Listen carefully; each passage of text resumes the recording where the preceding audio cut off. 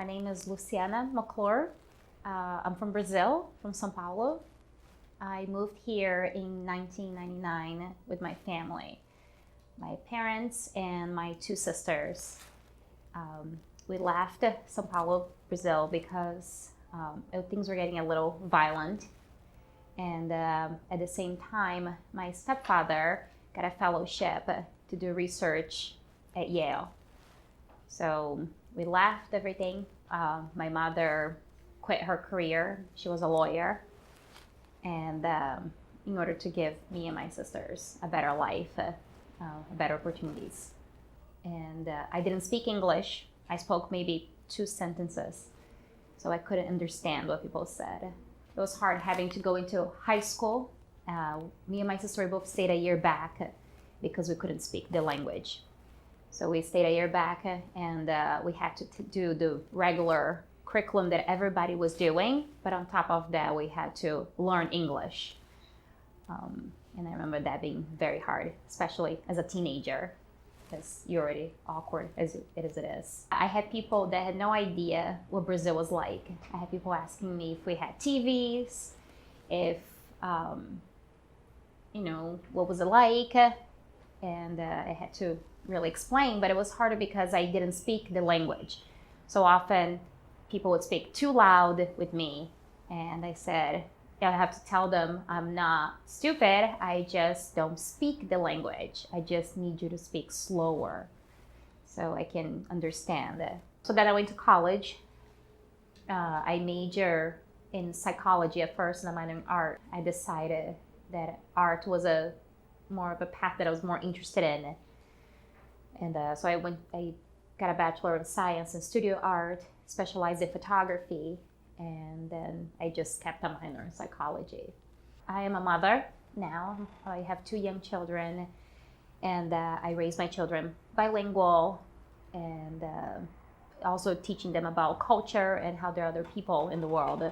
Last year, due to the current administration, I remember one night after one of the speeches or one of the debates, and I go to my bed and I have my 2 children next to me. And for a split moment, I realized that maybe, our current president now was going to become president, and every right that I had been given and my children had been given could be taken away completely. And I decided that complacency was not a choice, and I was no longer going to just do nothing. So I decided to, stay active as an activist, but also as an artist. I wanted to utilize the arts as a way of doing social justice and unifying people. So I realized that there was a movement happening throughout the country called Nasty Women, our exhibition at the time, and they invited people everywhere in the country to start their very own. So I said, well, I'm an artist, I'm a foreigner, I'm a woman, I guess I could do this. And so I emailed every person that I knew in the art world, in our community in New Haven. I emailed them right at that night, and then I went to bed. And then I regret it, because I thought, well, now I definitely ruined every opportunity to maybe getting my art exhibited or anything. People think I'm crazy. But then the next day, I had all these messages in my inbox of every person saying, yes, let's do it.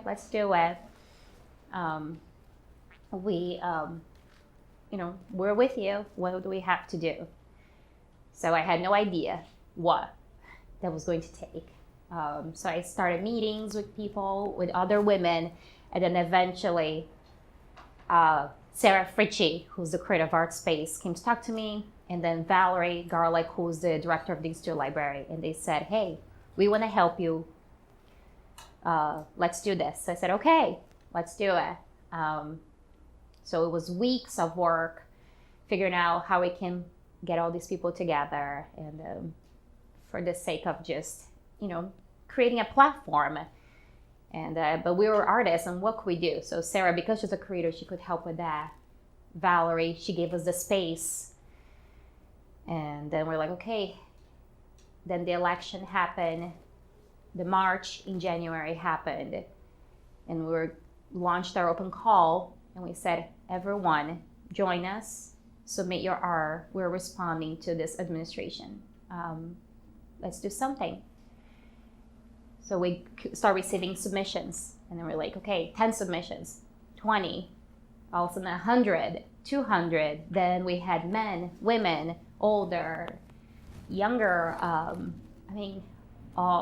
Then we reached 350 artists. And we're like, okay, we got this. We had an exhibition. We had over 1,000 people on opening night. We literally stopped the entire lower Chapel Street, New Haven. We can all do something.